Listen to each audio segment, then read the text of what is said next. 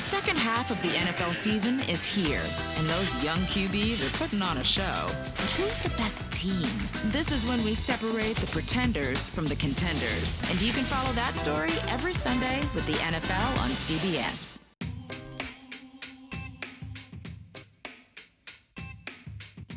Tell me your favorite moment about the Saints fans, your favorite part of the Saints fans, and then what it's like not playing with them this year.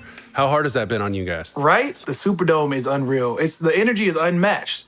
The moment you walk in and they declare the Saints are coming through the tunnel and we charge out there, it's jump. From the last second you hear, breeze, you know it's going to be epic. So then, of course, you get out there, we drop the hammer, and it's who that? And the chant goes up. And it's like deafening from jump. So to not have that, I mean, the lack of chills, I guess you'd say. Like, normally you hear that, you're like, it's like the ring on the bell for the boxing match. Like, all right, we finally started this up. Like, that tells you we're war ready. But to not have that, I mean, it was an adjustment. I'm not going to lie to you, the first couple games, you're like, oh, it's just like preseason game. But even a preseason game, we're still holding, 40, 50,000 fans. Right. And it was just like, immediate family might have slipped in there. So let's call it 500 people. 100 people, 200 people, it wasn't much. It's like being in an away game every game. It's sort of lackluster, I would say, in terms of the fan energy. But if anything, it builds huge confidence for our team because we bring the energy. We're not relying on anything. It's us, and we treat it as it's us versus the world. And sort of, if anything, it has brought us to a new standard of it's always been us. You guys played the Broncos last week, and oh my God. What were you guys thinking when you got the news about their quarterback situation? Did you guys just scrap your defensive game plan and just say, hey, get ready for Wildcat, or keep your same calls? What'd you do? Practically. We sort of got the information just as everybody else did, right? Like Saturday. Offense, of course, then had to go straight into, whatever little virtual meetings they went to, while we're on the plane, we're trying to figure out what we're doing. And meanwhile, outside in, they're like, oh, the Saints, pass rush is going to have a field day. I'm like, what pass rush?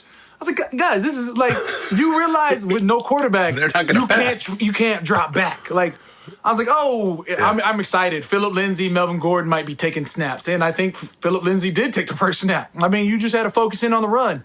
And up until, the fourth quarter, probably like the last two runs, they had like 32, 33 runs for 70-something yards, and then two runs happened where it was like a 23 long and like a 7 long, and all of a sudden they had 100 yards rushing, and then our defense was pissed. But, you know the game plan you're going into. You got to stick to, your sound defense of gap integrity and playing the run and surfing, and, it becomes a completely different ball game. You go from like, oh, I'm pass rushing. Drew Lock, phenomenal. Yeah. He's down. Whatever quarterback is, great. We're pass rushing because we like our matchups. 10 times out of 10, you always think, D-line is going to have a field day. And then, of course, you catch the wide receiver / quarterback that that they're not going to let get hit like that. So I don't even know what he ended up dropping back for. What, 9 times? 9 times?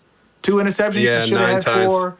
But this kid legitimately, like you just said, went from practice squad to elevated. Oh, I'm the QB now. I'm QB1. And dude, that's so tough. Yeah, I mean, I hit him a couple times. I'm probably. Did he say anything during the game? I mean, what can you? Yeah, did he say anything during the game? Like, ouch, damn, this is hard, or like, yo, y'all need to chill. Yeah, I mean, the offensive line was like, was trying to do their best to protect him, and it's at the same time.